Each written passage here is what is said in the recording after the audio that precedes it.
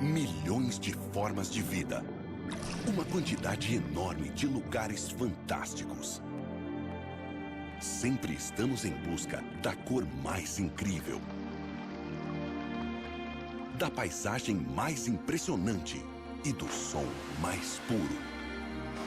Trazemos para você um mundo que renasce com a maravilha da alta definição. A vida pode esticar a mão e tocar você. Existem tantos lugares, tanta coisa para conhecer. Nós podemos levar você até lá. Não se trata simplesmente de uma paisagem surpreendente. É uma evolução visual nascida em alta definição.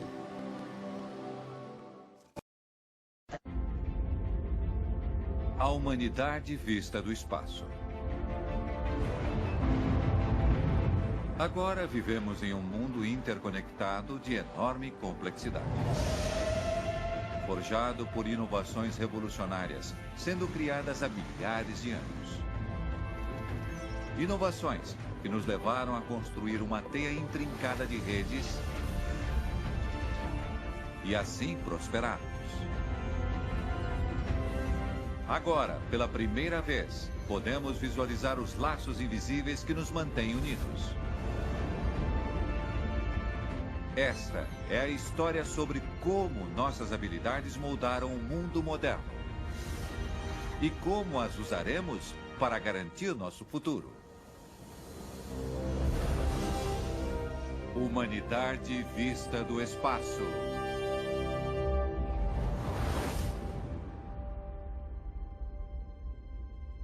Nossa viagem começa quando menos de 5 milhões de pessoas habitavam a Terra.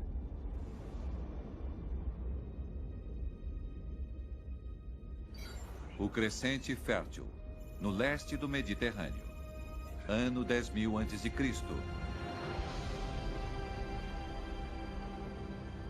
O lugar de uma grande inovação que deu início a uma de nossas redes globais mais importantes. Nestes solos férteis, nossos ancestrais começaram a plantar sementes. O que parecia insignificante alterou a humanidade para sempre.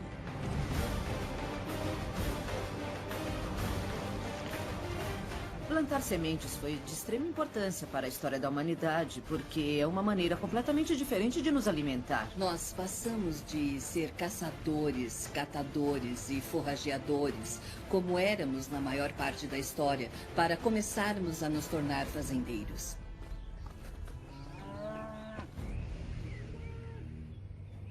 Mas a agricultura não era restrita ao Oriente Médio. Independentemente, outras tribos em partes diferentes do mundo começaram a plantar e colher. Crescente Fértil, 10.000 a.C. México, 7.000 a.C. Milho. No México, os Olmecs plantavam milho há cerca de 9.000 anos. Peru, 6.000 a.C. Batatas. Há 8.000 anos, nos Andes peruanos, as primeiras batatas foram arrancadas do solo. China, 5.000 anos antes de Cristo. Arroz. O primeiro arroz foi cultivado no Vale do Rio das Pérolas, na China, há 7.000 anos. Europa, 3.000 a.C. Trigo. E no ano 3.000 a.C., o trigo se espalhava pela Europa. A agricultura ainda é nossa principal atividade. A habilidade de espiar nossa Terra do espaço nos faz ver a enorme marca que deixamos no planeta. Usamos 10% das terras do planeta para cultivar nossas lavouras. Lavouras, 10%. E mais do dobro para exercer nossa pecuária. Pecuária, 20%. A maior fazenda de gado no mundo é maior do que Israel. Israel, 20.000 km². E cultivamos trigo em uma área equivalente à Groenlândia. Groenlândia, 2.166.000 km². Nosso alimento usa quase metade das terras do planeta. Um número que cresce a cada dia. Terra usada, 42%. Mas a agricultura fez mais do que fornecer comida para nós. transformou radicalmente nosso comportamento humano. A agricultura nos permite, pela primeira vez, passar mais tempo atrás de outras conquistas e não só nos preocupando com comida 24 horas por dia. Por milhares de anos, moramos em pequenas tribos de caçadores e coletores, sempre à procura de comida. Mas a agricultura fez com que nos acomodássemos.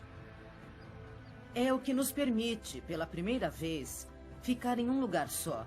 Não precisamos mais sair correndo à procura de comida. Nestes primeiros acampamentos, fortalecemos outro traço humano: a cooperação.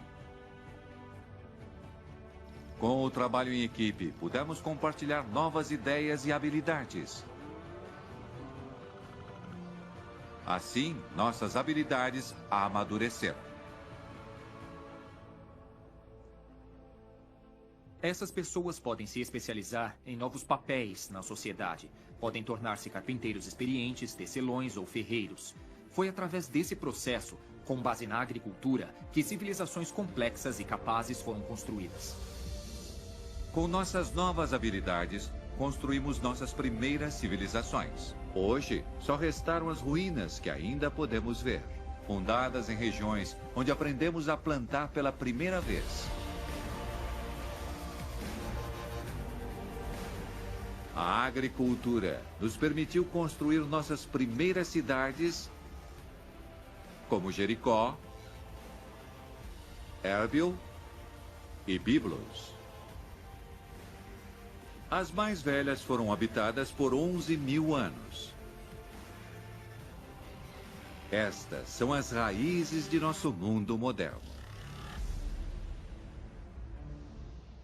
O simples ato de plantar uma semente transformou o jeito de ser da nossa espécie. Foi possível estabelecer acampamentos que acabaram virando cidades e a sociedade globalmente conectada que temos hoje.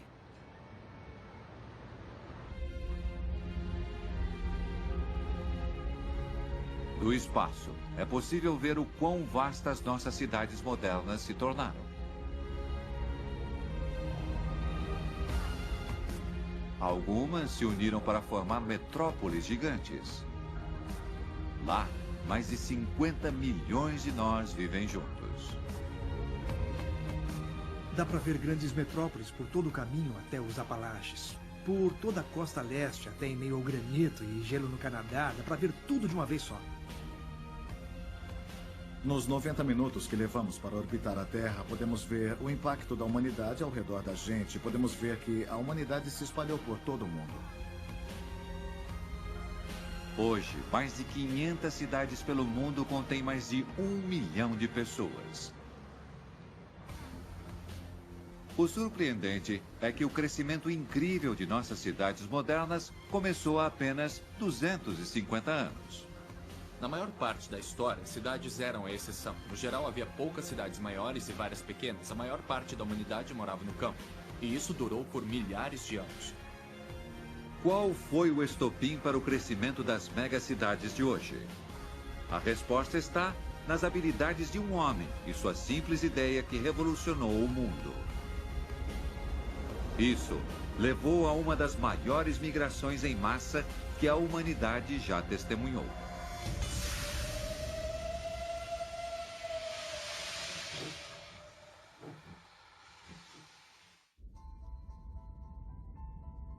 Nosso mundo interligado está sendo criado há milhares de anos. Hoje, satélites no espaço revelam uma teia de redes criadas pelo homem que nos liga pelo mundo. Até mesmo nossas cidades. Os moradores de nossas antigas cidades ficaram estagnados por milhares de anos. Mas há 250 anos, um homem teve uma ideia que revolucionou nosso mundo. Grã-Bretanha, 1765. Enquanto a maioria de nossos ancestrais trabalhava na lavoura, o engenheiro escocês James Watt quer melhorar sua nova invenção: o motor a vapor. Naquela época, motores a vapor eram primitivos e tinham funções limitadas. Mas, com algumas alterações cruciais, Watt deixa o motor a vapor mais eficiente. Armazenagem de vapor, condensador. E assim, mostrando o grande potencial que o vapor tem. Tivemos 3 grandes saltos na história da humanidade. O primeiro foi a descoberta de como controlar o fogo. O segundo foi a agricultura. E o terceiro fez uma enorme diferença. Foi quando aprendemos a armazenar vapor e produzir força. Os engenheiros aprovam o motor de Watt. Isso criou uma nova onda de inovações humanas. Quase do dia para a noite. De repente, uma única bomba de vapor em uma mina substituiu um grupo de 500 cavalos. E agora podíamos fabricar não só com nossas mãos, mas também com máquinas. Então, pela primeira vez, a sociedade estava livre das limitações de só usar a força muscular. Agora dava para usar as máquinas. A força do vapor impulsiona o maior período de mudanças no comportamento humano em 1000 anos.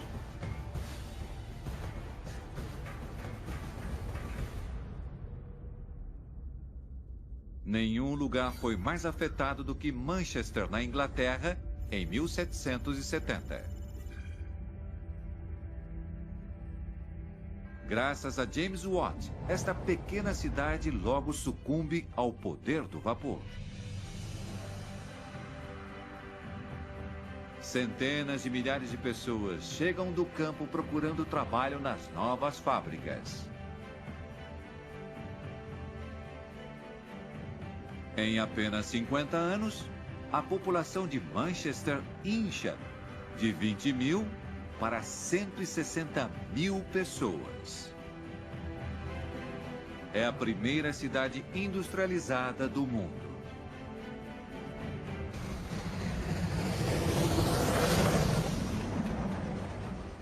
O acontecimento mais incrível é que a cidade pode crescer o quanto quiser, porque as ferrovias podem trazer a comida, podem trazer o carvão, trazer as pessoas, sabe? Então as cidades, elas podem, sabe, basicamente a cidade pode virar uma metrópole.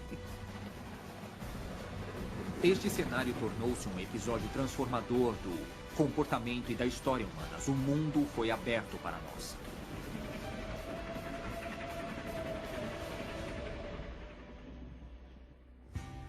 Manchester, Londres. A Revolução Industrial uniu as pessoas como nunca antes. Pela primeira vez na história da humanidade, a população de cidades pelo mundo tem crescimento massivo, chegando a milhões em algumas décadas.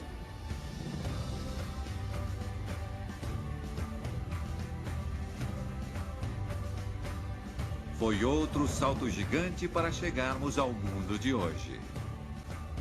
Podemos ver na Índia, na China, também em Tóquio. De repente temos cidades cheias de fábricas, como Detroit, passando de 250 mil pessoas para 1 milhão em apenas uma década. É extraordinário. As proporções ficam enormes, as cidades explodem.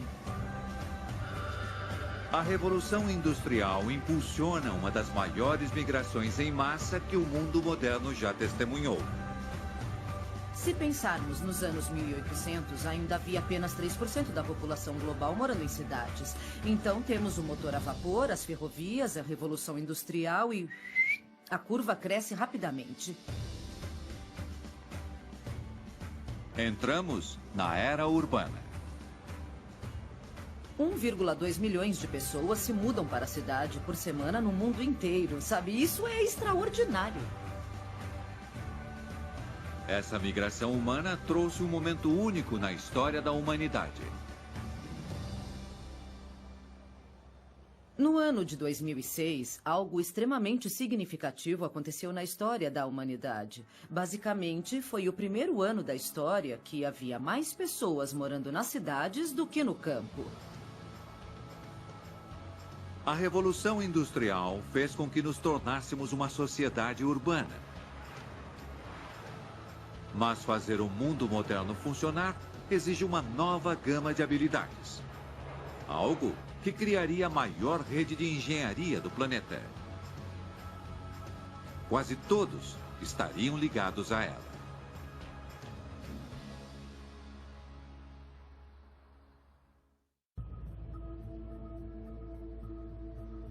Construímos um mundo por onde nossa tecnologia se espalha, conectando bilhões de pessoas.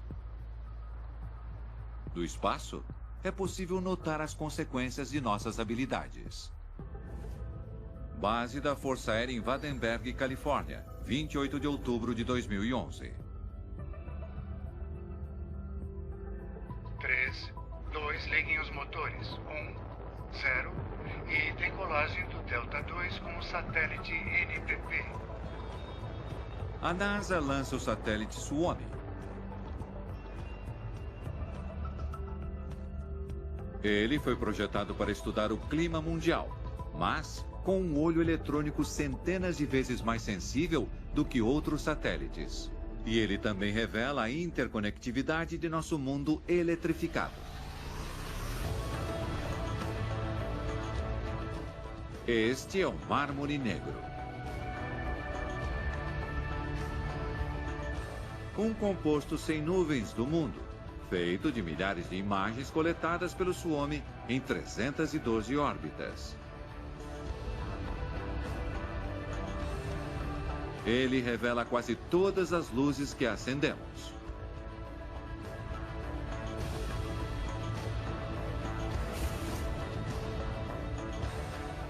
Quando olho para as imagens do Mármore Negro da NASA, eu fico muito confuso. É uma ilustração incrível do impacto que a eletricidade e nossas redes elétricas tiveram na espécie humana. Aqui, o rio Nilo brilha como um facho de luz que se espalha pela cidade do Cairo.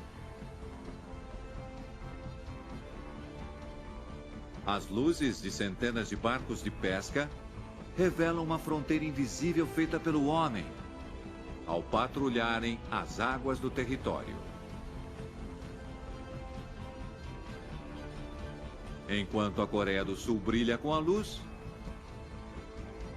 a Coreia do Norte continua quase toda no escuro.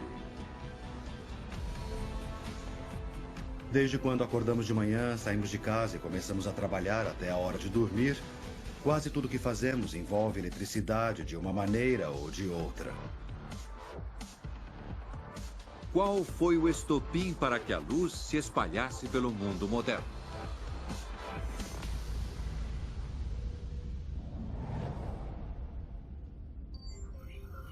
Parque Menlo, 1879.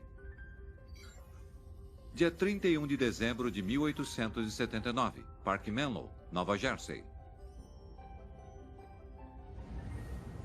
O inventor Thomas Edison demonstra sua versão melhorada da lâmpada elétrica. Ele fez um filamento de bambu e carbono.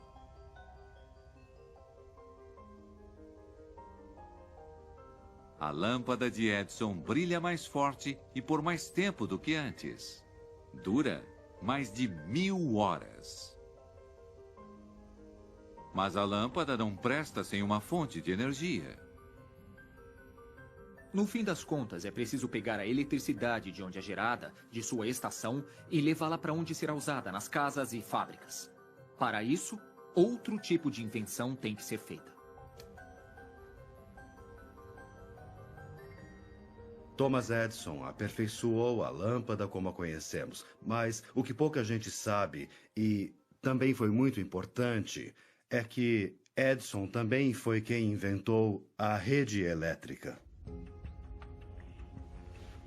Edison construiu uma pequena rede de cabos elétricos para carregar a força para algumas centenas de suas novas lâmpadas no sul de Manhattan. Foi a primeira rede elétrica do mundo. Com inspiração na brilhante ideia de Edison, em apenas 100 anos, a rede elétrica tinha crescido de forma colossal. Na América do Norte, centenas de estações de energia enviam eletricidade por mais de 800 mil quilômetros de linhas de transmissão em alta voltagem. Elas, por sua vez, conectam milhares de cidades e ligam mais de 300 milhões de pessoas que recebem energia pela rede norte-americana. Se esticarmos os cabos de cobre, dá para ir até a Lua e voltar. A rede elétrica é uma máquina complicada. É facilmente a maior e mais sofisticada máquina já construída por humanos. É até difícil quantificar o quão massivo o dispositivo é. Hoje, uma rede elétrica passa pelo mundo todo. 47 mil quilômetros de cabos carregam eletricidade por toda a Austrália. Na Índia é o dobro. A rede russa tem 118 mil quilômetros de cabos. Na Europa, mais de 298 mil quilômetros de cabos conectam 23 países diferentes.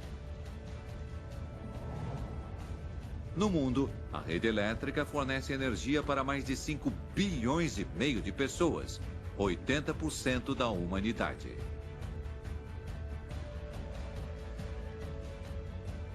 Da visão de um homem, criamos uma maravilha moderna do mundo. A rede elétrica é uma das tecnologias mais complexas que a humanidade já construiu e que espalhou pelo mundo. A eletricidade é a vida da sociedade moderna. E a rede, as veias. Só damos o valor merecido quando o fornecimento é cortado.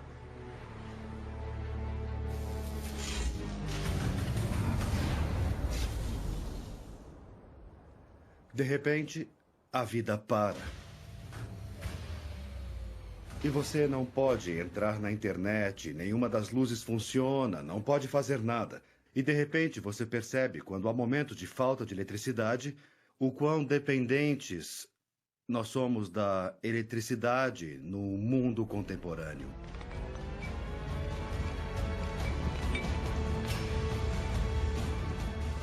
Manter o mundo moderno energizado significa que somos dependentes de duas substâncias que vamos até o fim do mundo para encontrar.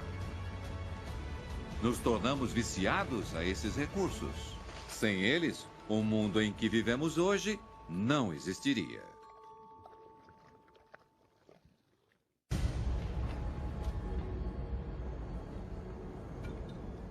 A mina Cordeiro Rojo, na bacia do rio Powder, em Wyoming, é uma das maiores da América. Um grande buraco no chão com mais de 1,5 km de largura. Aqui, algumas das maiores máquinas já construídas retiram milhares de toneladas de terra por dia em busca de carvão. Acho que surpreende muita gente quando elas descobrem que a maior parte da eletricidade produzida no mundo vem do carvão. O carvão é a maior fonte de combustível que usamos para abastecer as redes elétricas. Esta fotografia reveladora, feita do espaço, mostra a extensão da exploração de carvão em Wyoming nos últimos 20 anos. Começando do nada, escavamos uma área quase do tamanho de Vancouver.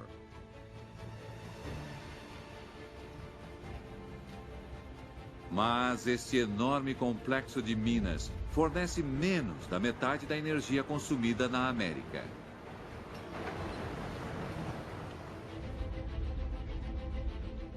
Nossa dependência em carvão criou uma rede global de oferta e demanda.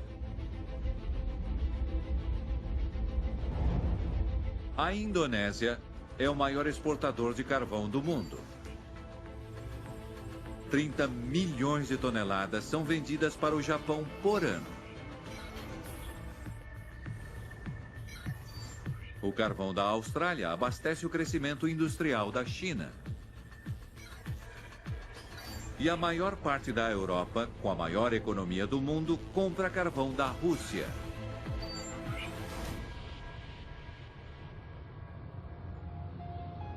Na hora de produzir energia, o carvão é o rei. Mas o carvão não consegue atender nossas necessidades elétricas. No mundo, usamos eletricidade suficiente por dia para fazer uma casa normal funcionar por 5 milhões de anos. Eletricidade global, 55 trilhões de quilowatts. Para atingir a demanda, construímos uma vasta rede de usinas.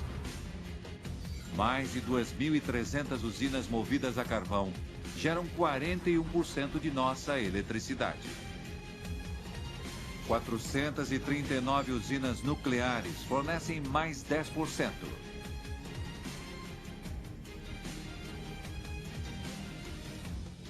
O gás natural já abastece 3.000 usinas, gerando 1/5 da eletricidade que consumimos.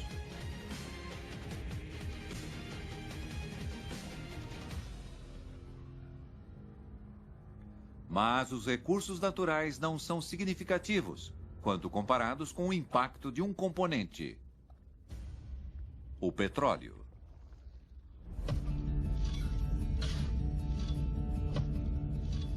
Titusville, Pensilvânia, 27 de agosto de 1859. Até então, o petróleo só era coletado onde aparecia na superfície. Mas Edwin Drake estava convencido de que o potencial do petróleo aumentaria se houvesse perfuração. Ele quase imediatamente começou a encontrar problemas. Na verdade, o que aconteceu foi que quanto mais fundo iam, mais encontravam água. E o poço começava a encher de água e estragava. Foi um completo desastre. As pessoas começaram a chamá-lo de Drake o Louco, porque eles pensavam que ele era mesmo louco, uma vez que ninguém havia feito aquilo com sucesso. Drake não desiste. Ele usa canos de ferro para fortalecer as laterais do poço. E adivinhem, funcionou. Ele conseguiu perfurar quase 22 metros. E o mais incrível é que o petróleo começou a jorrar daquele poço. E depois disso, pararam de achar que ele era tão louco. Antes de Drake, o petróleo só havia sido usado em pequena escala para aquecimento e iluminação. Sua habilidade é outro forte exemplo de como uma pequena inovação pode mudar radicalmente a escala do esforço humano. A perfuração significava que podíamos extrair petróleo e explorá-lo como nunca. O momento em que Drake conseguiu perfurar o poço e o petróleo apareceu foi uma mudança fundamental na história da humanidade. Hoje, nossa busca por petróleo está espalhada pelo mundo. A perfuração acontece do Alasca até o sul da Austrália. E das terras congeladas da Sibéria até os desertos da Arábia Saudita. No mundo, nossas 3.500 petrolíferas extraem quase 4 milhões de barris do líquido negro por hora. Cerca de 67 mil barris por minuto.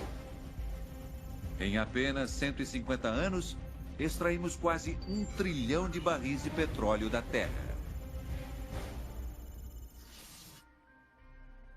Sem petróleo, estaríamos presos.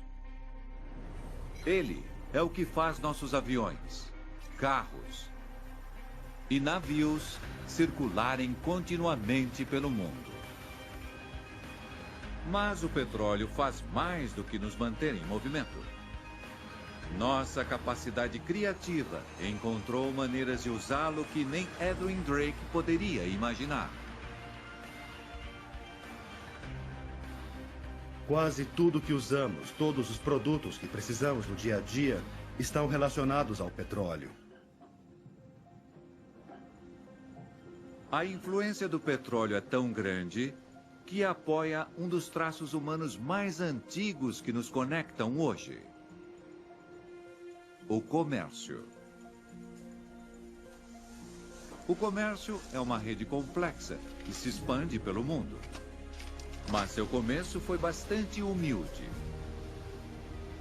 Forjado de algo tão simples como uma caixa de metal que transformaria nossas vidas.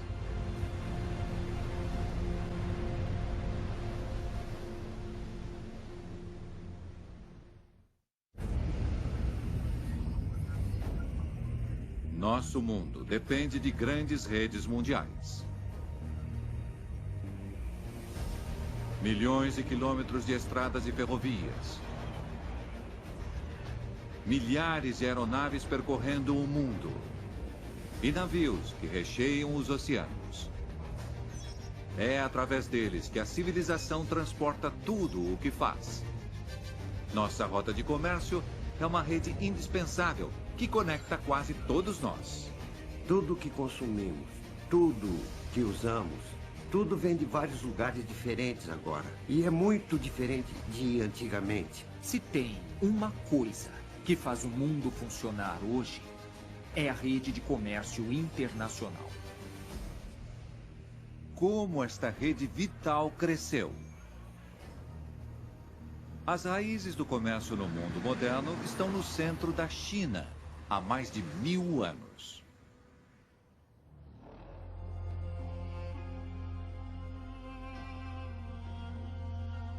Os chineses foram os pioneiros no comércio. Por centenas de anos, a dinastia Han criou uma rede de caminhos com mais de 9.000 quilômetros.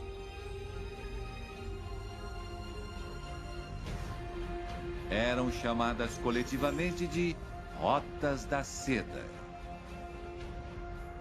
Passando por continentes, as Rotas da Seda são reconhecidas mundialmente como a primeira rede de comércio intercontinental. Levavam bens que muitos nunca viram antes.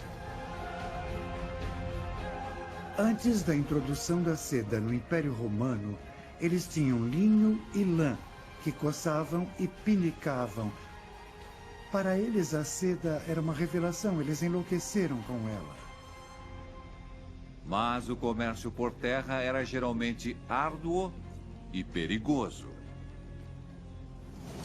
Em meados do século XV, a guerra entre as dinastias bizantina e otomana fez com que as rotas da seda ficassem intransitáveis. Mas o comércio entre o Oriente e o Ocidente dava muito lucro para ser perdido. Então, uma rota alternativa para o Extremo Oriente fez-se necessária.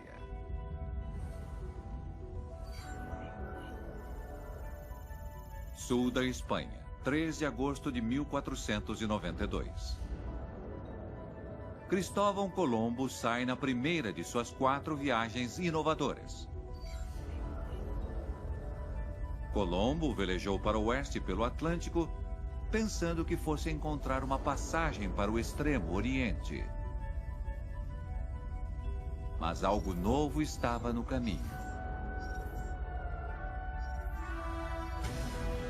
A América. Encontrar um mundo novo trouxe uma era de ouro de descobertas, abrindo caminho para um vasto império comercial entre nações de todo o mundo. Os muitos navios que viajaram pelo mundo nos 150 anos seguintes abriram novas rotas para novas ilhas nos hemisférios norte e sul. Muitas vezes, as viagens foram retratadas na história como missões heróicas de exploração. Mas, na verdade, os marinheiros foram impulsionados pelo desejo de fazer comércio. Colombo, Dias, da Gama e Magellan não estavam procurando por ouro nem por almas para salvar. Estavam procurando por noz moscada, flores de noz, cravos e canela. A era da descoberta nos permitiu perceber na Europa que havia lugares do outro lado do mundo cheios de novas riquezas. Meio quilo de noz moscada era o terno Armani, o sapato Gucci e a BMW daquela época. O efeito das viagens começa a se espalhar por nossas cidades. Portos em Londres, Paris e Roma começam a comercializar chá, temperos e açúcar. O café aparece em Amsterdã e Nova York. As primeiras rotas de transporte trouxeram grandes riquezas para os portos ligados a elas, criando a base das redes globais de comércio de hoje. Mas o começo do mercado em massa atual esperaria mais várias centenas de anos para acontecer. Nova Jersey, 1956. Porto de Newark, Elizabeth, Nova Jersey, 26 de abril de 1956.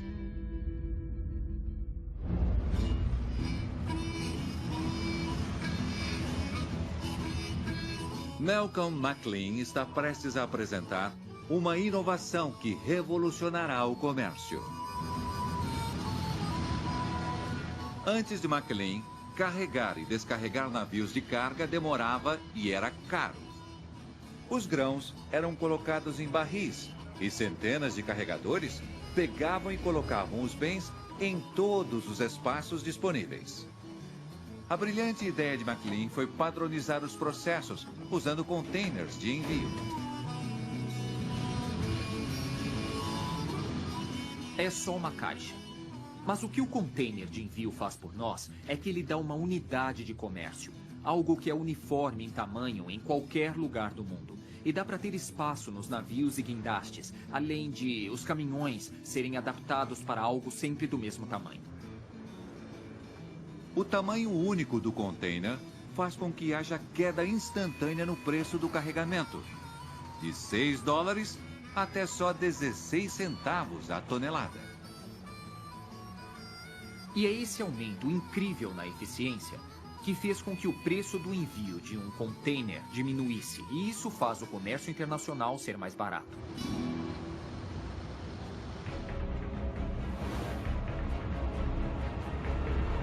Hoje, a ideia já cresceu e é uma rede de 4 trilhões de dólares. Com milhares de navios carregando mais de 120 milhões de containers por ano. Do espaço, vários satélites de posicionamento global rastreiam o movimento desta imensa frota. Milhares de rotas de navegação aparecem nos oceanos.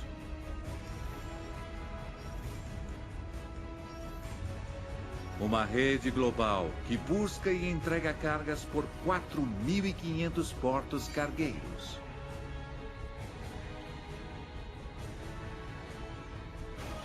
Para entender como um humilde container de envio mudou sua vida, vá até o supermercado mais próximo. Lá você pode comprar laranjas e bananas dos Estados Unidos e Equador, peixe da China, carne da Argentina, amêndoas do Marrocos.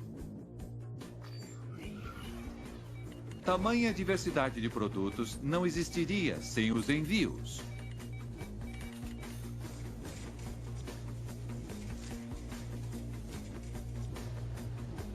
As rotas de transporte trouxeram o mundo para nossa porta.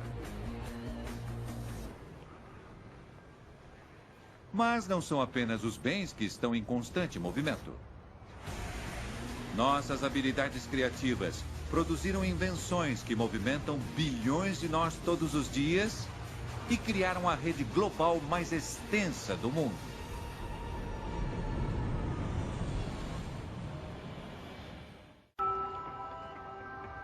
Nova York, uma das maiores cidades do planeta.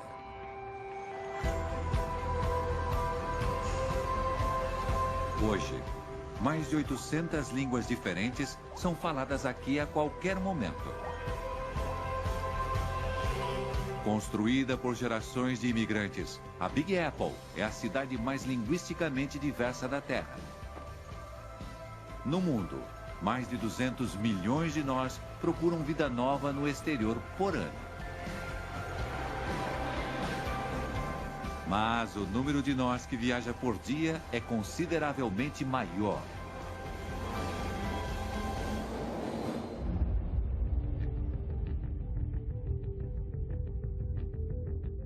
Em um curto período de tempo, praticamente 1/5 da humanidade está se movimentando. Navegando em uma complexa rede global de estradas e ferrovias, rotas marítimas e rotas de voo. O transporte abriu as portas do mundo, fazendo com que consigamos ir a qualquer lugar a qualquer hora. Mas há apenas 100 anos, quase nada dessa infraestrutura estava pronta. Demorou milhares de anos para que nossos ancestrais saíssem da África. E demorou milhares de anos depois disso para uma única pessoa dar a volta ao mundo de navio. E hoje fazemos isso o tempo todo e todos os dias. Como é que nós nos tornamos tão móveis? A resposta está na inovação. 1º de outubro de 1908, Detroit, Michigan.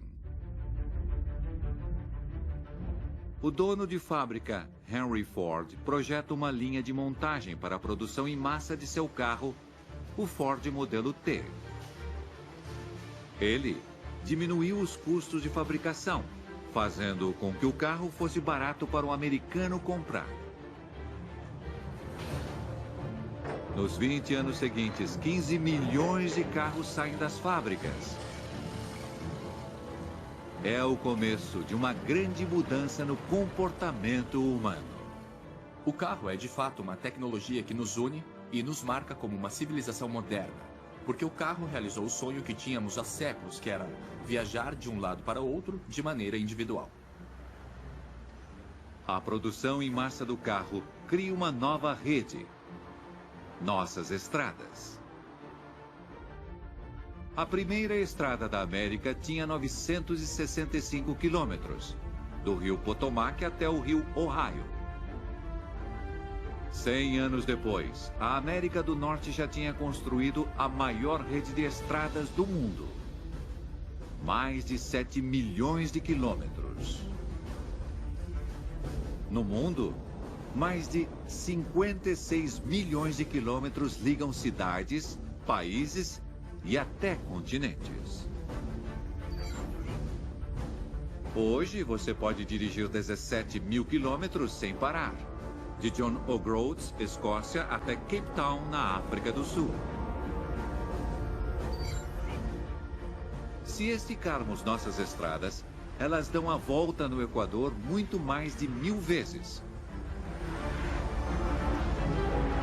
Isso nos permite dirigir mais de 1 bilhão de veículos pelo mundo. 1 para cada 7 de nós. O carro representa a liberdade, a habilidade de melhorar a vida, a habilidade de encontrar um emprego. A habilidade de viver ainda depende do carro. Agora, de repente, regiões metropolitanas são expandidas e conseguimos viver em escalas que eram completamente desconhecidas por gerações passadas. E esta é a etapa final para o transporte, que vai além da cidade e entra em escala global. Surpreendentemente, a inovação que impulsionou a rede que mais cresce na humanidade foi feita 5 anos antes do carro de Ford. Kitty Hawk, Carolina do Norte, 17 de dezembro de 1903. Nesta grande praia deserta, os irmãos Wright testaram uma máquina chamada O Voador. fica no ar por apenas 12 segundos e voa apenas 37 metros. Esse evento até então insignificante é o começo de uma revolução. A era dos voos movidos à energia. Criando outra rede global que não damos o devido valor. Depois daquele primeiro voo, que viaja apenas alguns metros, o mundo encolhe. Agora temos redes globais que nos permitem viajar de um lado do planeta até o outro em apenas um dia. Usando um GPS e dados de radar, podemos revelar cada um dos aviões que viajam pelo mundo todos os dias. Cerca de 500 mil de nós devem estar voando agora. Por ano, quase 40 milhões de voos carregam 3 bilhões de passageiros para inúmeros destinos. Para manter esta matriz em movimento, tem-se uma rede de mais de 40 mil aeroportos. Hartsfield-Jackson, Aeroporto Internacional de Atlanta, é o mais movimentado da Terra. Ele serve 95 milhões de passageiros por ano e os leva a 225 destinos diferentes. Hoje, a aviação mostra uma imagem fascinante do movimento humano. Com a invenção do avião e dos voos internacionais, não foi só o mundo que encolheu, mas a humanidade foi conectada e todo o planeta é agora uma única cidade interconectada.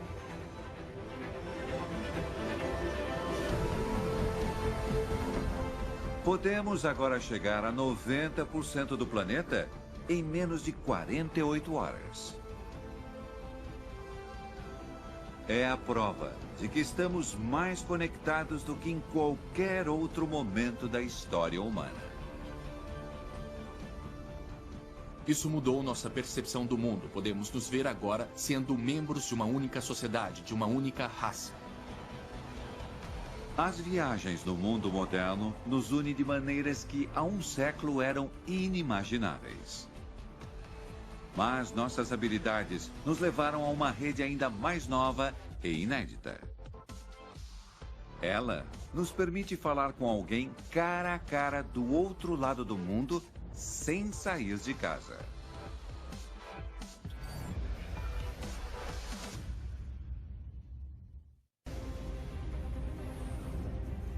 Hoje, bilhões de nós carregam computadores em miniatura no bolso. Há 50 anos, calculadoras com o mesmo poder de processamento tinham o tamanho de nossas salas. Agora, os avanços tecnológicos fizeram com que coubessem em nossas mãos. Ligados uns aos outros, nossos smartphones mudaram completamente a maneira da sociedade funcionar, com consequências incríveis. Toque na tela, podemos dividir nossas vidas com qualquer um, em qualquer lugar do mundo. Todos os dias, enviamos 182 bilhões de e-mails e 500 milhões de tweets. Colocamos 70 milhões de fotos no Instagram e curtimos mais de 3 bilhões de posts no Facebook. Podemos espalhar um pensamento ou ideia em instantes. Se for viral, um único post pode chegar a bilhões de pessoas. Mas há apenas 500 anos, 99% de nossos ancestrais não tinha acesso nem a um livro.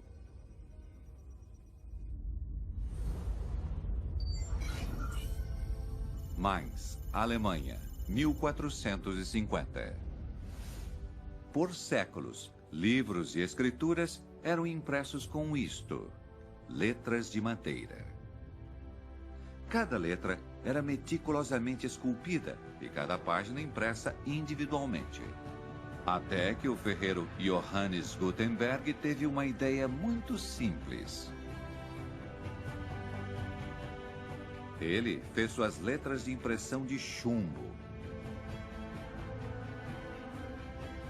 As letras de metal podem ser moldadas e não esculpidas, fazendo com que a impressão saia mais rápido. Antes de 1450, levava quase 2 semanas para imprimir um livro, talvez até um mês. Agora, com a invenção flexível e rápida de Gutenberg, dava para imprimir um livro em 1 hora. A invenção de Gutenberg fez com que a impressão ficasse 100 vezes mais barata, impulsionando uma mudança monumental no comportamento humano. A disponibilidade de livros e panfletos mais baratos fez com que as pessoas quisessem aprender a ler e escrever. Ler e escrever não era apenas para os ricos. Nos 500 anos seguintes, a imprensa torna-se o método de comunicação em massa, lançando bilhões de livros e jornais. Livros e jornais foram a maneira mais rápida de comunicação por mais de 200 anos. Mas eles só saíam do lugar quando carregados. No caso da América, levava 1 semana para viajar da costa leste até a oeste. Até que, no começo do século XIX, há a chegada de uma invenção que aumenta muito a velocidade da comunicação.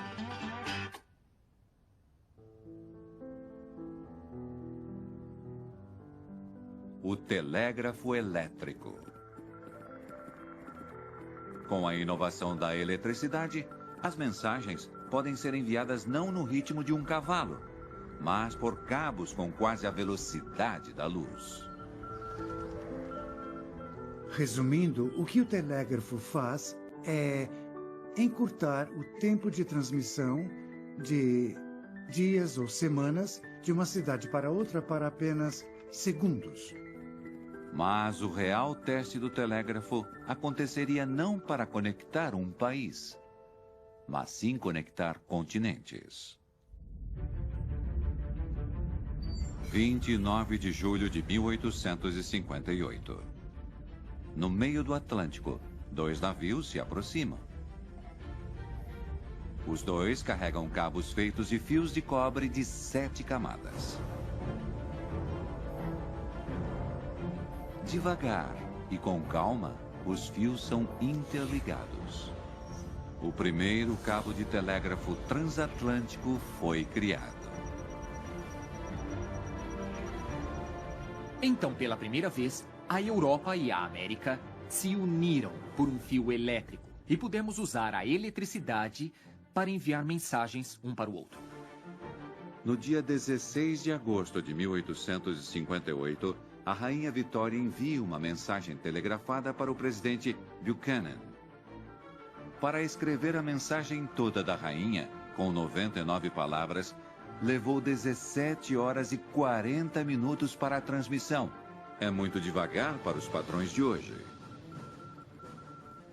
Quando pensamos sobre o que aquilo significou, pensamos em pessoas se comunicando pelo vasto oceano, bem mais rápido do que uma carta que seria enviada por barco.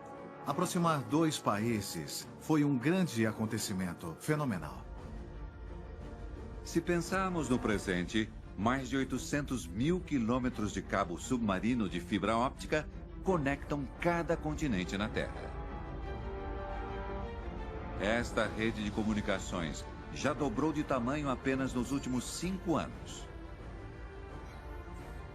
O Cabo 3, que liga o sudeste da Ásia, o Oriente Médio e o oeste da Europa, é uma obra de arte da engenharia. Tem quase 39 mil quilômetros e liga 33 países, da Bélgica até o Japão. Através dele, enviamos o equivalente a 200 bilhões de palavras por segundo. Se eu e você fôssemos falar tantas palavras, teríamos que começar a falar sem parar na época que Jesus era vivo e falar dia e noite sem dormir, sem parar e sem comer. E ainda estaríamos falando neste momento. Esta incrível rede não está apenas dentro do oceano.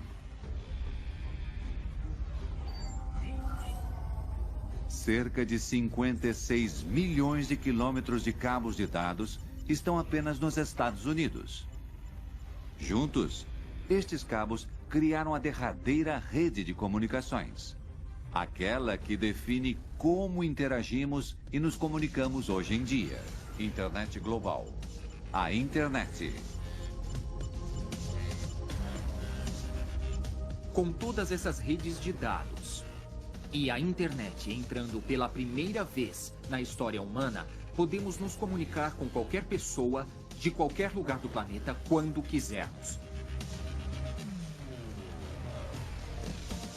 Dançarinos de hip-hop em Xangai estão aprendendo e tirando ideias de dançarinos de hip-hop do Harlem ou Soweto.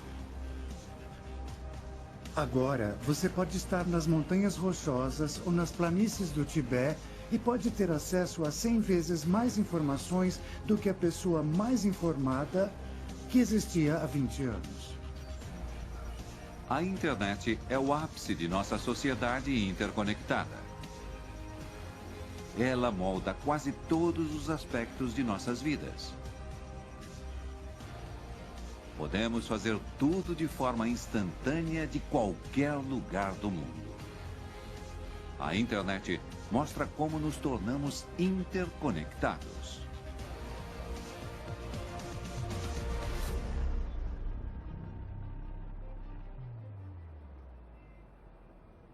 Foi um longo caminho percorrido nos últimos 12 mil anos. Impulsionados por inúmeras inovações, construímos uma rede global de enorme complexidade. Camada por camada, esta rede nos fornece comida, energia, bens, transporte e comunicação. Revelando que agora vivemos em uma sociedade realmente global de extrema complexidade. Mas esta quantidade de dados expõe muito mais. Podemos usar os dados para ver nosso futuro. Eles revelam os grandes desafios de alimentação e energia que nossa população crescente enfrentará. Isso inspira nossas habilidades de criar inovações que garantirão nosso futuro na Terra. Não em centenas de anos, mas em apenas uma geração. Somos cerca de 7 bilhões de pessoas agora. Mas esse crescimento massivo de pelo menos 2 bilhões de pessoas nos próximos 35 anos não tem precedentes. A população mundial nunca aumentou tanto. As inovações nos trouxeram a este crescimento populacional. A questão é, estamos nos tornando vítimas de nosso próprio sucesso? Acredito que haverá muitos grandes desafios no futuro próximo. Como sustentaremos a população humana sem devastar o ambiente natural do planeta em que vivemos? Estes desafios giram em torno de comida. Comida é vida. Sem ela, nós morremos. Não dá para simplificar mais. Comida é vida. Água. Praticamente tudo que os humanos fazem precisa de água. Então, seja para cultivar as lavouras que nos trazem comida ou fazer as indústrias funcionarem, precisamos de água. E uma fonte de energia. Como então resolveremos esse problema? Para deixar as luzes acesas e os carros funcionando. O relógio não para. A cada dia que passa, nossa população crescente precisa de mais comida, água e energia. Como atender as demandas sem sobrecarregar a Terra? Ou causar maior mudança climática? Nós, cientistas, sabemos que nosso clima muda naturalmente. Sempre soubemos disso, mas agora a contribuição humana uniu-se com a mudança natural e é como uma lupa. Ela amplifica a maneira que os sistemas mudam. O jeito que vivemos agora não pode durar para sempre. Então teremos que encontrar outras soluções viáveis. São desafios que enfrentamos. E quando mais 2 bilhões de pessoas são colocadas no mundo nos próximos 35 anos, a razão do problema deve ficar aparente. Precisamos pensar em uma solução. Uma que garanta o futuro de nossas vidas no planeta. E todas as informações que coletamos sobre nós mesmos podem ajudar. Podemos usar os dados para entender o futuro, os padrões que estão se formando e como a civilização irá evoluir. Sabemos que os problemas estão aí, mas podemos encontrar soluções? As mesmas habilidades humanas que fizeram a gente chegar até aqui podem garantir o futuro das próximas gerações? Não há tempo a perder.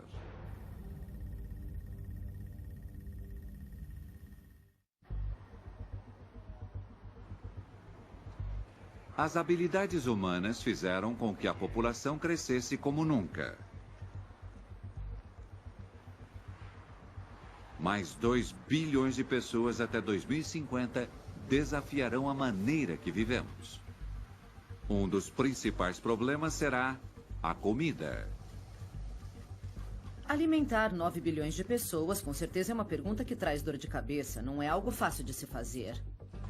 Alimentar o mundo é tarefa difícil. Usa-se uma grande quantidade de terra para lavoura e pecuária, milhões de litros de água e energia para criar, produzir e transportar nosso alimento. Isso tudo prejudica o meio ambiente. Tudo isso lança dióxido de carbono. E, de fato, a maior quantidade é lançada pela agricultura. O desafio é encontrar maneiras de produzir o suficiente para todos sem prejudicar a terra que nos sustenta. Imagine que tenha um lindo jardim, está cheio de todas as comidas necessárias, crescendo para sobreviver por 1 ano. Fantástico! Agora imagine que com o passar dos anos o jardim encolhe 1 metro. Então você consegue lidar com isso por um tempo, mas no fim das contas é um problema, sabe? O que vai fazer para resolver? Hoje, para alimentar um norte-americano, é preciso 2 acres de terra. Mas até 2050, o previsto é que 2 acres de terra alimente não 1, mas 4 norte-americanos. Até agora, já usamos praticamente toda a terra arável do mundo. Mas e se conseguíssemos plantar para cima, ao invés de para os lados?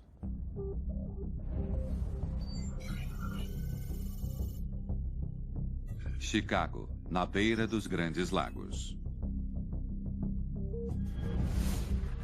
A fazenda Green Sense pode não parecer verde por dentro. Mas, substituindo o sol por estas lâmpadas de LED rosa, cria-se um jeito todo diferente de plantar. As lavouras daqui crescem verticalmente, fazendo com que a quantidade de terra usada caia 90%. É possível fazer não uma, mas 26 colheitas por ano. A agricultura urbana não só poupa a terra, mas também água. Estas lavouras usam apenas 10% da água que precisariam nos campos. É muito importante, porque ter água o suficiente é outro desafio que enfrentaremos no futuro.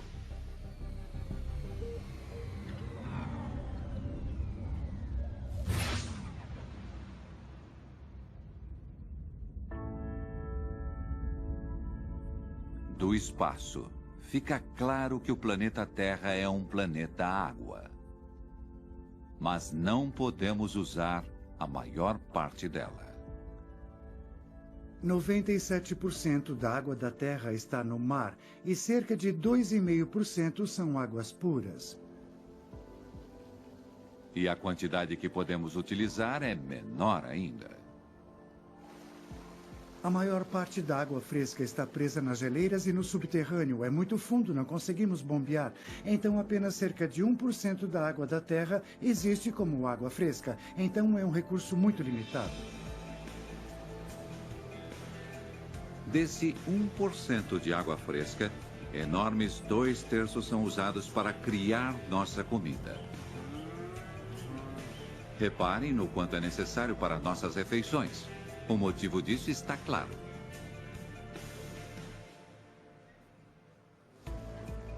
Para cultivar algumas batatas, precisamos de, em média, 25 litros de água.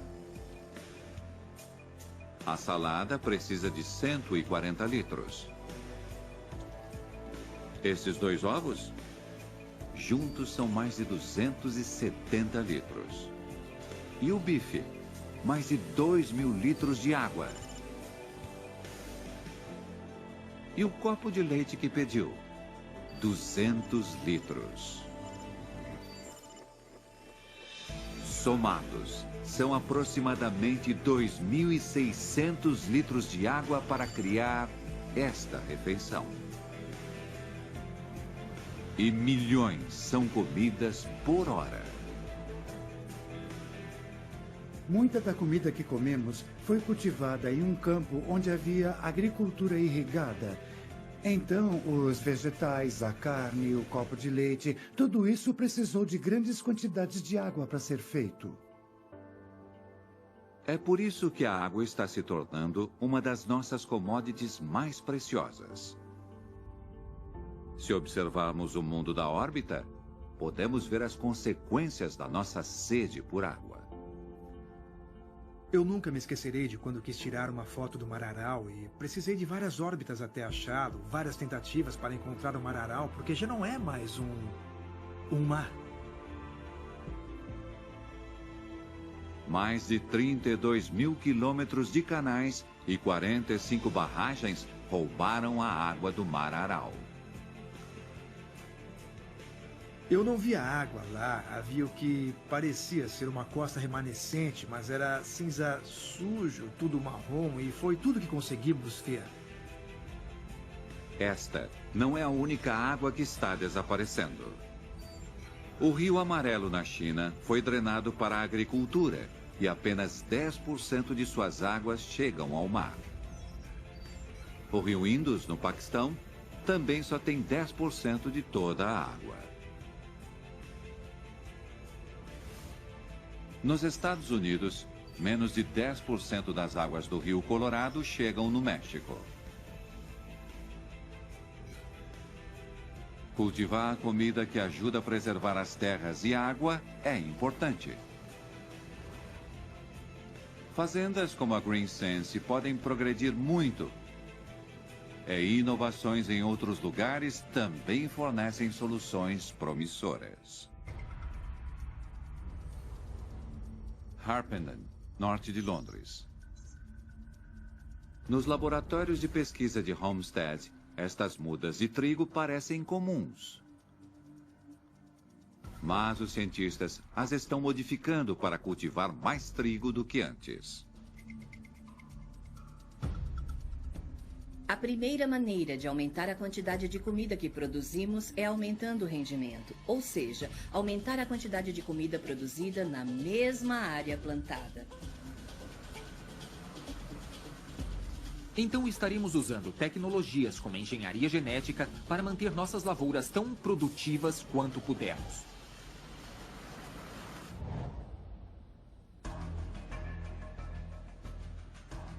Estas plantas são mais bem criadas. Alterando a composição genética delas, produzirão muito mais trigo. Aumentando o rendimento sem o uso de mais terras, água irrigada, fertilizantes e pesticidas. Hoje, na Inglaterra, cerca de 8 toneladas de trigo são colhidas por acre. Estas plantas estão projetadas para elevar a quantidade para 20 toneladas. A biotecnologia também pode ajudar as plantas a ficarem mais resistentes a pestes, seca ou enchentes, abrindo novas possibilidades de onde podemos plantá-las. Então, há estudos para podermos plantar, por exemplo, trigo resistente a secas, que pode ser cultivado na África subsaariana, ou arroz resistente a enchentes, que pode ser cultivado na Ásia. Logo, poderemos ver arroz tolerante à seca e enchentes na Índia e Paquistão. Milho tolerante à seca no oeste do Kansas. Milho plantado em partes ressecadas de Uganda. E trigo colhido em áreas semiáridas da África, Austrália e América do Sul. Novos métodos de cultivo são componentes-chave para a alimentação do novo mundo. E, além do mais, podem ajudar na mudança climática. Surpreendentemente, a agricultura produz cerca de 1/4 dos gases de efeito estufa das fontes humanas que vão para a atmosfera.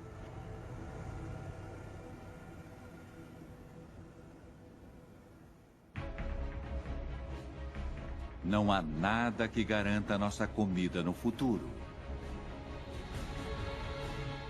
Mudar a maneira que a cultivamos, onde cultivamos e o que cultivamos pode ajudar. Mas teremos energia o suficiente para cozinhar nossa comida no futuro?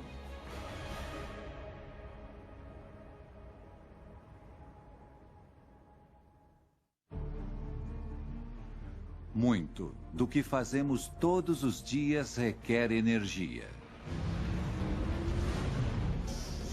A produção, o movimento, a comida, a diversão. Se a população está chegando a 9 bilhões, precisaremos de mais energia. A questão é, será o suficiente? Há 300 anos, a Revolução Industrial foi o estopim para a migração em massa. Desde então, cada vez mais pessoas vão morar nas cidades. No momento, temos em média 3,5 bilhões de pessoas morando nas cidades. E o incrível é que para 2050, a previsão será de 7 bilhões, será o dobro. Quero dizer que é uma transição humana em uma escala nunca antes vista. O incrível é que iremos construir mais cidades nos próximos 40 anos do que construímos na história da humanidade. Este enorme crescimento urbano tem previsão de grande impacto em nossas vidas.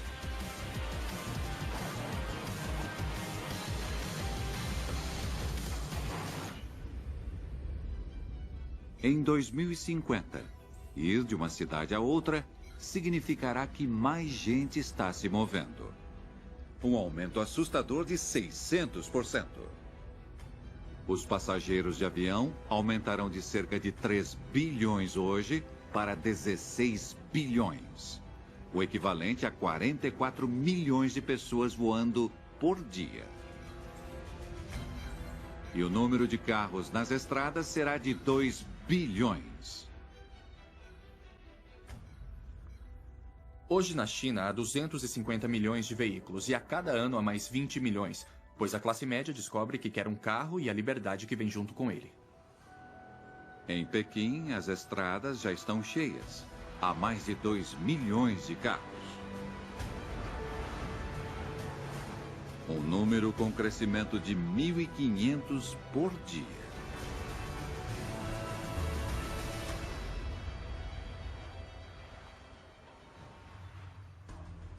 Nossa necessidade de energia também aumentará e dobrará até 2050. Precisaremos de 110% a mais de petróleo. O equivalente a produzir impossíveis 70 mil galões por segundo. Preço, galão. No mundo, construiremos mais de 1.000 novas usinas movidas a carvão para atender às demandas por eletricidade. Se pensarmos no futuro, os maiores aumentos na demanda por energia virão de lugares como a China e a Índia. As pessoas nessas partes do mundo estarão dirigindo mais carros, estarão viajando mais de avião, estarão usando mais dispositivos que consomem eletricidade. Temos recursos suficientes para atender à demanda crescente por energia?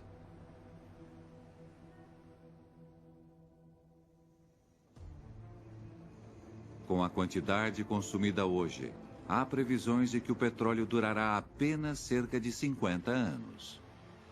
Talvez o carvão aguente chegar até o próximo século. Então, pelo menos, por enquanto, teremos o suficiente. Mas usar as sobras desses recursos nos trará grandes problemas. Tem muito carvão sobrando no solo, mas se queimarmos todo o carvão para gerar energia, teremos um grande problema com a mudança climática. Não dá para resolver o problema. Usar combustíveis fósseis adicionará mais 300 bilhões de toneladas de dióxido de carbono na atmosfera até 2050, aumentando muito os efeitos da mudança climática.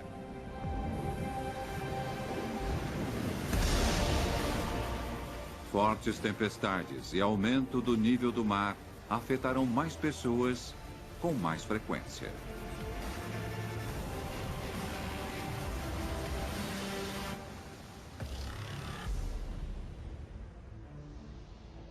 Pense no sudeste da Ásia.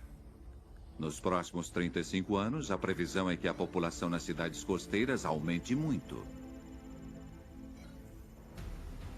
Muito mais pessoas ficarão em risco quando as tempestades futuras chegarem e o nível do mar aumentar. No mundo, enchentes em costas ameaçam atingir mais de 1 bilhão de pessoas até 2050.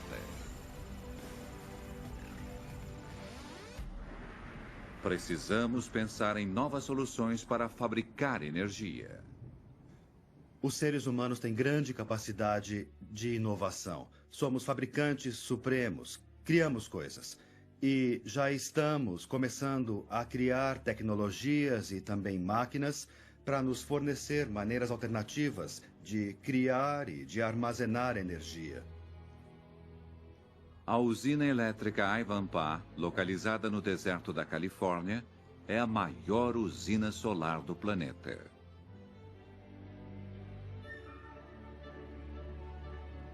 Mais de 300 mil espelhos controlados por computador jogam a luz do sol para cima de uma torre gigante.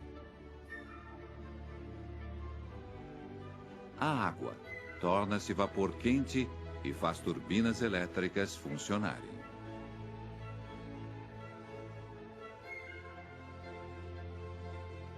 Houve uma época, não faz muito tempo, talvez há algumas décadas, que algo como energia solar era visto como um tipo de sonho utópico, um tipo de fantasia louca. Mas usinas como esta estão transformando fantasia em realidade. Só a Ivanpah produz energia suficiente para abastecer mais de 140 mil casas. Acho que já percebemos que essas grandes usinas demonstraram que a tecnologia já está dando certo. A tecnologia funciona. Nós podemos produzir grandes quantidades de energia usando a energia solar. Ivanpah é só um exemplo do que é possível fazer com o Sol. Nossa estrela mais próxima também fornece outras fontes de energia. É o calor dele que faz o mundo ventar. Energia eólica é provavelmente a forma mais bem-sucedida de energia renovável. Está ativa em todo o mundo. Atualmente, há países inteiros que produzem quantias significativas de energia através do vento. Por ano, o Sol libera energia suficiente para atender 20 mil vezes a demanda global. Se procurarmos ajuda no Sol para energizar o planeta, nosso futuro será mais iluminado?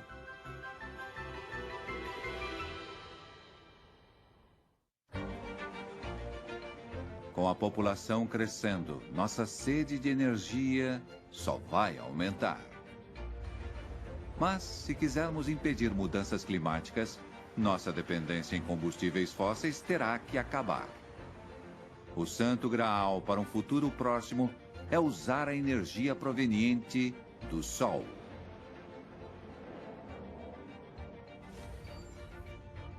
Nos últimos 5 anos, a energia que agora usamos proveniente do Sol já teve aumento de 100%. A China pode produzir quase 400 gigawatts de energia renovável a qualquer momento. Mais do dobro do total de consumo de energia da África.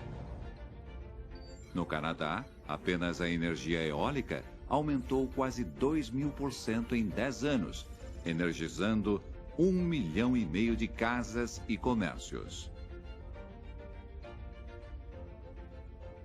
Tudo isso libera pouquíssimos gases de efeito estufa.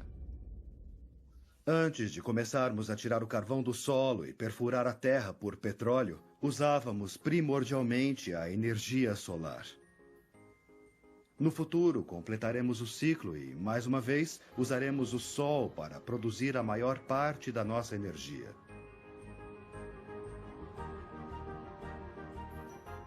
Há somente tanto carvão e petróleo no solo, mas o sol brilhará por bilhões de anos. O vento sempre soprará e a água sempre fluirá. Fazer uso do sol é uma alternativa para pararmos de usar os combustíveis fósseis. Se usado, ele terá o poder de transformar nosso mundo, suprindo as necessidades de energia para todos nós no futuro.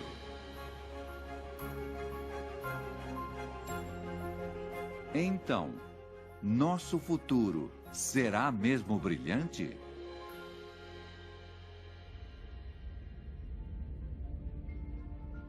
Nos últimos 12.000 anos, nossa sociedade sofreu uma transformação incrível.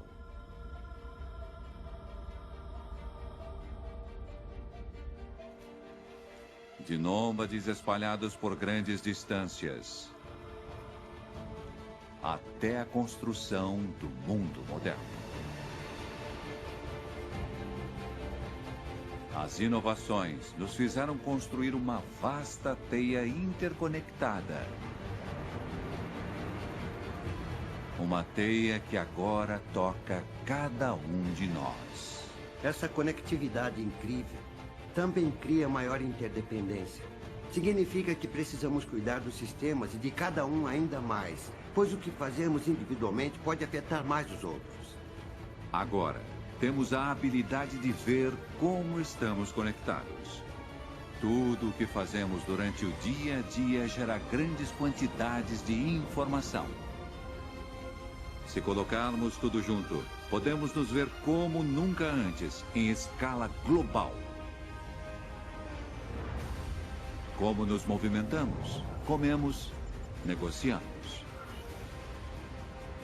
E se quiser entender qualquer aspecto do nosso mundo moderno, poderá fazer isso com apenas um clique. Este é o mundo incrivelmente complexo que nós criamos.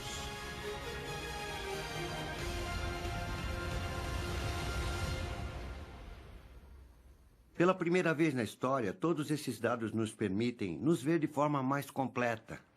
Mas o sucesso do nosso mundo moderno está no equilíbrio. Nossas habilidades têm um preço. Criamos um mundo que precisa dar apoio a 7 bilhões de pessoas. E, em apenas uma geração, a previsão é que haja aumento de mais 2 bilhões. Isso faz com que o futuro seja incerto. Com certeza, nossa espécie enfrentará grandes desafios nos próximos anos. Mas nossa civilização já triunfou contra adversidades antes. Observando o passado da história humana, várias e várias vezes nós nos unimos e resolvemos esses desafios. As mesmas habilidades que nos trouxeram até aqui poderão solucionar problemas no futuro. Já mostramos com o passar do tempo que conseguimos resolver desafios globais através de tecnologia, através de nossa inteligência. Somos criativos de maneiras que nós mesmos nos surpreendemos. Somos criativos por natureza. Interconectados, temos o poder de unir forças e enfrentar o futuro juntos, não como nações individuais, mas como uma sociedade global. Temos mais conhecimento do que em qualquer outra época. Temos habilidades incríveis. Temos a habilidade de dividir conhecimento, de espalhar conhecimento e de acumular conhecimento. Temos tantos dados, tantas informações. Acho que seria uma tragédia se não os usássemos de forma efetiva. E precisamos aprender a usá-los. Aprender com todos esses dados pode moldar nosso futuro. Será que eu gostaria de viver no futuro? Qual futuro? Porque eu não acredito no futuro, que há apenas um futuro esperando por nós. Eu quero criar o futuro. Eu acredito que podemos criar o futuro juntos. Então, eu quero viver em um futuro que é ainda mais conectado do que agora. Eu quero pertencer a uma sociedade global que pode nos unir para que possamos atingir o nosso completo potencial. Eu acho que esse futuro é possível.